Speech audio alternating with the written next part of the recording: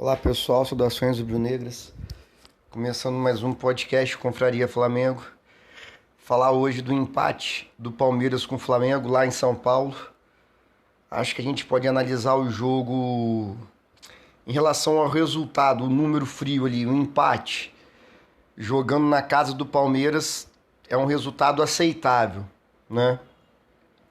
Pensando que o jogo do retorno é no Maracanã. Mas eu acho que o Flamengo não fez um bom jogo. O primeiro tempo do Flamengo foi bem abaixo do que eu esperava. O Flamengo entrou no jogo do Palmeiras, que é de chutão pra frente, tentar pegar a segunda bola e ver no que vai dar. É uma característica que eu gosto desse time do Flamengo. Quando consegue sair tocando, né? O Tite hoje começou com Pedro e o De La Cruz na reserva. Entrou o Carlinhos e o Alan. Vou falar mais pra frente o que é que eu acho dessa questão de poupar ou não.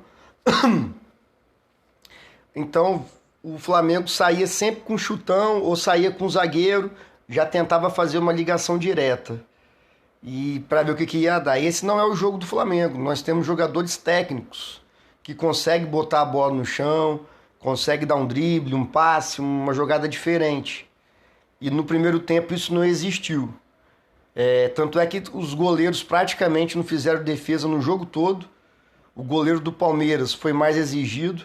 No primeiro tempo, a melhor jogada é o chute do Luiz Araújo. Domina com a direita, bate bem de esquerda, mas o goleiro do Palmeiras defende.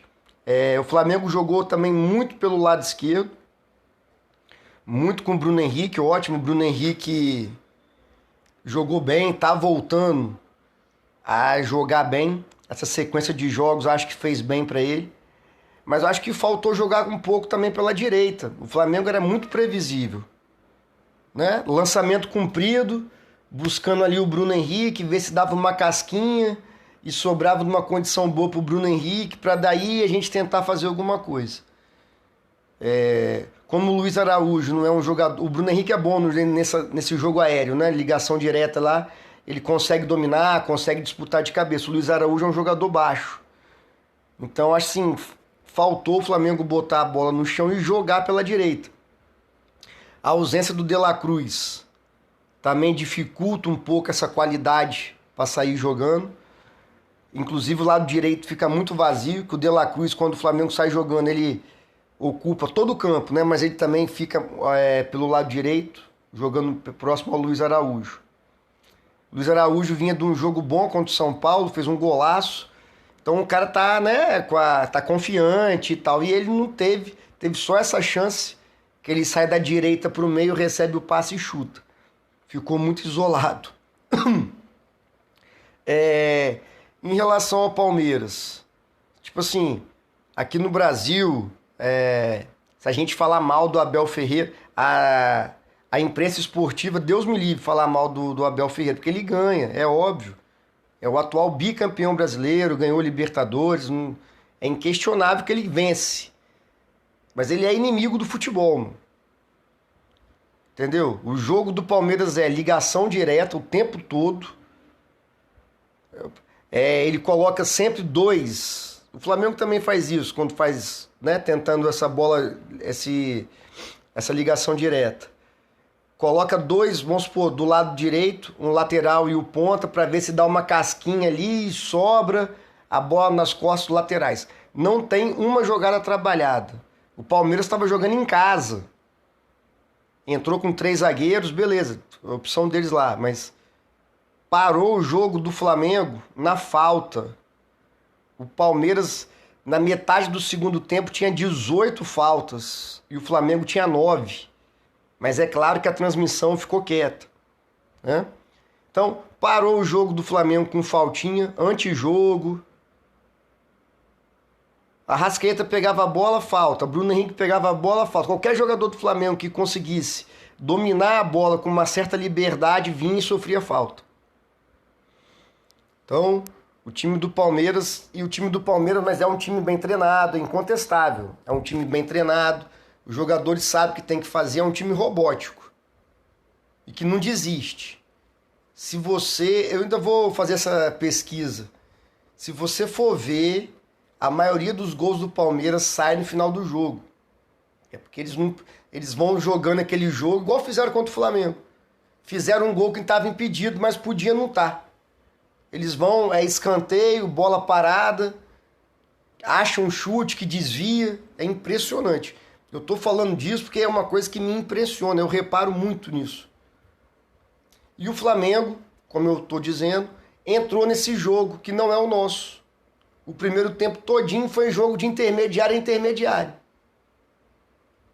No segundo tempo, o Flamengo tenta jogar. Botou a bola no chão, saiu jogando, conseguiu achar os jogadores em situações melhores no campo. Ainda faltou para mim nesse jogo Ayrton Lucas chegando no fundo, mais jogo pela direita, o Arrascaeta participar mais do jogo, mesmo com a marcação forte, sofrendo muita falta. O Arrascaeta tem que ser mais decisivo. Hoje ele não conseguiu fazer uma jogada, pelo menos uma jogada que levasse perigo para o adversário. Seja dando assistência, seja driblando, chutando. Em algumas situações. Aí depois o Tite, no intervalo, coloca o Pedro. Depois coloca Gerson, De La Cruz, o Flamengo melhora. Em algumas situações, o Pedro poderia ter passado a bola, preferiu finalizar sozinho. Bruno Henrique também, algumas decisões erradas, né? Então hoje faltou um pouco para mim da parte técnica, que é o que eu sempre digo, que é o mais importante do jogo, o que decide o jogo. É o jogador executar tecnicamente, seja um passe, um chute, um drible. E faltou, na minha modesta opinião, o Flamengo querer vencer desde o início. O primeiro tempo não existiu. No primeiro tempo o Flamengo ficou fazendo um joguinho do Palmeiras. No segundo tempo, com as alterações, o time jogou melhor. Se tivesse que ter um vencedor, como disse o Bruno Henrique no final do jogo, concordo plenamente. Se tivesse que ter um vencedor, seria o Flamengo. O Flamengo buscou mais o gol. No segundo tempo, criou chance, conseguiu finalizar. Não conseguiu criar aquela grande chance, mas teve mais oportunidades, bem mais do que o Palmeiras. Mas é o que eu digo, estava dizendo. O Palmeiras vive daquilo. Uma falta, fizeram o gol lá de bola parada, estava impedido. Então, assim, aquele rapaz do Palmeiras que é um bom jogador, o Rafael Veiga, que é o homem de criação deles, o cara não pegou na bola hoje, foi nulo. Sabe? Então, assim, como eu disse no início, o resultado, o empate com o Palmeiras lá em São Paulo, não pode ser considerado ruim.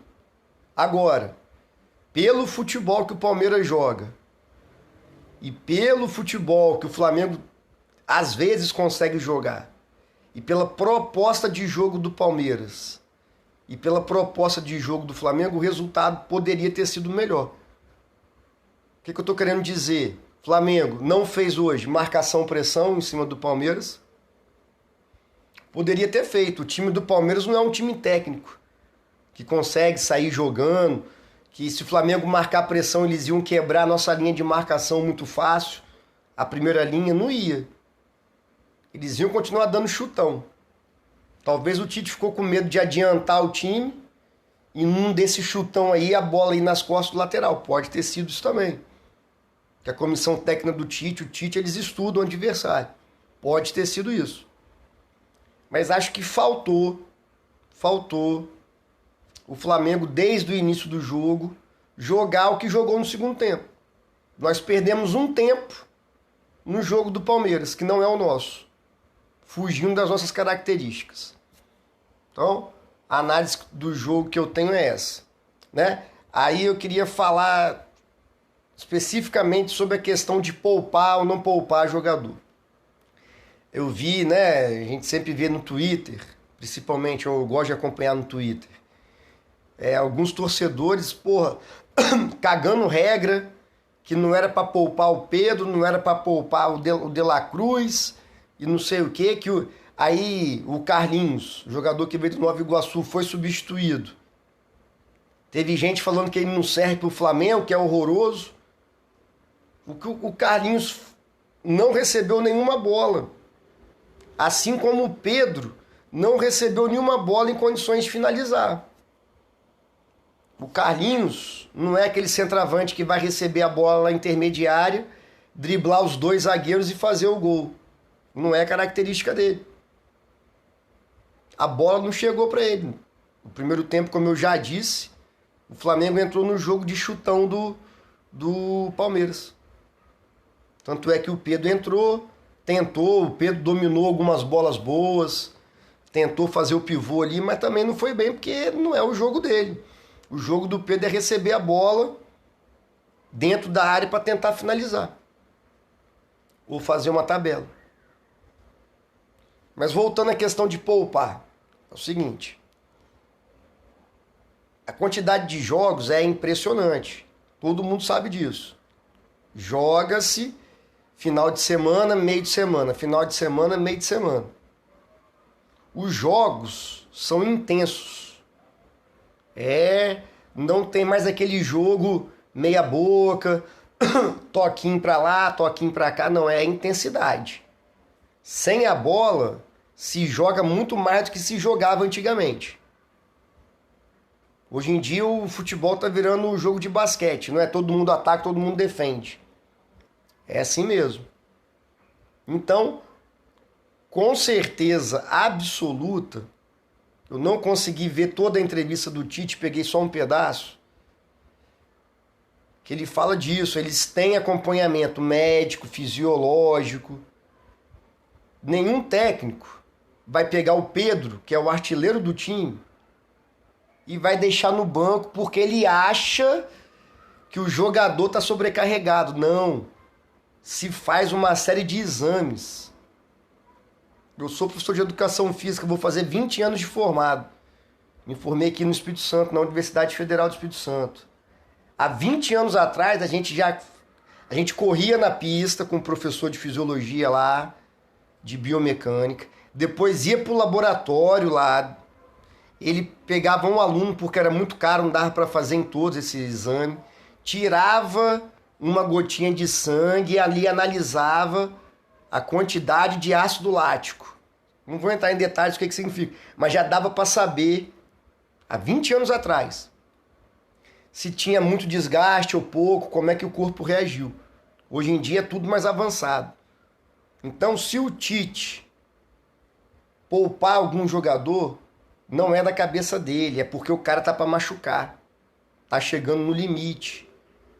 Ele tava falando questão de amarelo, vermelho lá. Eles têm uma tabela onde que o jogador tá verde, tá tranquilo. Amarelo já é a tensão, de sobrecarga. E vermelho, o cara tem que descansar. Então, o Tite não tirou da cabeça dele, igual eu vi gente falando, de que poupar o Pedro ou o De La Cruz tem que botar para jogar, jogador tem que jogar. Antigamente era assim. Não se tinha tantos jogos, os caras machucavam. Hoje você vê como é que diminui o número de estiramento, o número de lesão muscular. Diminui em todos os times. Não é só no Flamengo, não. O Cebolinha tá com uma lesão muscular na panturrilha, não é nada grave, mas tá. Tem que tratar. Lesão muscular é chata. Dependendo do local, demora. Então, para que vai arriscar? Se você tem tecnologia que te aponta com uma certa exatidão se o jogador está desgastado ou não. Por que você não vai usar essa tecnologia? Tecnologia que é usada pelo departamento médico do Flamengo, pela fisiologia e pelo preparador físico. Os caras que estão lá são bons, são profissionais. A gente que é leigo tem que acreditar, porra. Só falta isso agora também, querer negar a ciência agora lá. Então, toda vez que o Tite poupar um jogador, é com base nesses 3 pontos. Departamento médico, departamento de fisiologia e a preparação física. Tem equipamentos que mostram se o jogador está no limite ou não. Tá? Então, assim, vai acontecer. E o elenco do Flamengo, por exemplo, só tem um ponta direita. Eu já falei, a questão de ponto, o Flamengo é carente. Só tem 3. Bruno Henrique, Cebolinha e Luiz Araújo. Talvez, com a volta do Gerson, ele possa quebrar um galho ou até ser titular. Acredito que se o Tite algum dia botar o Gerson para jogar ali na ponta direita, ele não vai sair mal. Mas nas outras posições dá para jogar. Hoje, por exemplo, jogou o Alan e o Pulgar. Não foram mal. O Alan não foi ruim. É que o futebol dele, a característica é diferente do De La Cruz. Mas para a função que ele exerce ali, que o Tite pediu para marcar, para sair jogando ali minimamente, ele consegue. Então a gente tem que ter na cabeça que hoje em dia os grandes times, eles fazem esse revezamento entre os jogadores. Não é porque o técnico quer, é questão de desgaste físico. Beleza? Agora em relação da minha opinião também, assim, em relação ao Pedro, principalmente, eu acho que o critério para poupar deve ser a tabela de jogos. Certo? Poderia ter poupado o Pedro contra o São Paulo. Se você for analisar, qual o jogo que é mais difícil? O São Paulo atualmente jogando, né, Flamengo e São Paulo no Maracanã, ou Palmeiras e Flamengo? O Flamengo jogando na casa do Palmeiras. Então o jogo mais difícil era hoje contra o Palmeiras. Só que aí tem outra questão também. Por que não poupou o Pedro contra o São Paulo? Porque contra o São Paulo, o Pedro, lá na questão da análise física, verde, amarelo e vermelho, devia estar em condições boas de jogar. Se a gente lembrar, o Pedro correu muito contra o São Paulo. Fez uma marcação-pressão boa. Inclusive, o segundo gol, ele corre, dá um carrinho e sai o gol do Flamengo. Então, provavelmente, depois do jogo do São Paulo, viu que ele se desgastou mais e tal, era melhor ficar um tempo na reserva. O que eu tô querendo dizer vamos confiar, nos caras que estão lá. Não vai ser a gente aqui, torcedor leigo, que, vai criticar essa questão. Então, aí se fala muito também em 2019. Toda vez eu falo isso. O time campeão da Libertadores jogou junto apenas 8 vezes. O Mister poupava sim. Porque o Mister é um cara que ele tem uma equipe, né, uma comissão técnica, e ele ouvia fisiologista, preparador físico. O pessoal pega aquele recorte da entrevista dele, que ele fala descansar, descansa. Quinta, sexta, sábado, domingo joga. Só que aquilo ali é um pedaço da entrevista. A entrevista continua. Se eu achar, eu vou algum dia botar um link em algum episódio aqui. Eu já vi a entrevista toda. Ele continua a entrevista. E ele fala, claro, se o jogador tiver condições físicas, né? Porque botar um jogador que não aguenta correr, você vai perder. Só para terminar, o melhor jogador do Flamengo para mim hoje, Bruno Henrique jogou bem, na minha opinião, assim, né?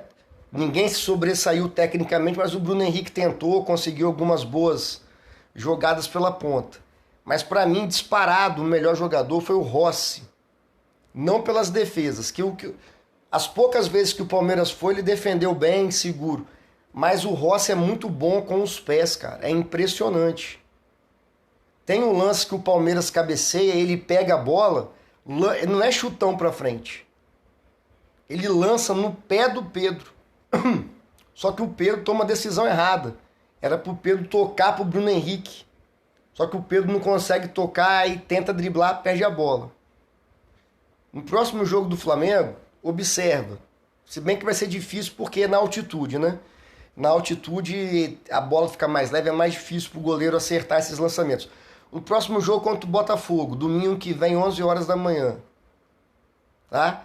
Ou então quem puder rever o jogo de hoje e não prestou atenção. É impressionante a qualidade do Rossi com o pé. Seja no passe mais longo, seja no passe para os volantes. Ele dá uma. Ele consegue sair jogando, ele acha muito, principalmente o De La Cruz, quando o De La Cruz joga, nas costas da primeira, entre as duas linhas de marcação do adversário. Então eu acho que é pouco falado essa questão do Rossi jogar com os pés, cara. Ele é bom com os pés, eu tô gostando de ver essa saída de bola dele com os pés. Então, pra mim, ele foi o destaque do jogo, por acertar quase todos os passes. E é muito importante esse lançamento, não é nem o chutão, esse lançamento dele é importante em algumas situações para o Flamengo sair jogando. Valeu? Saudações rubro-negras, abraço.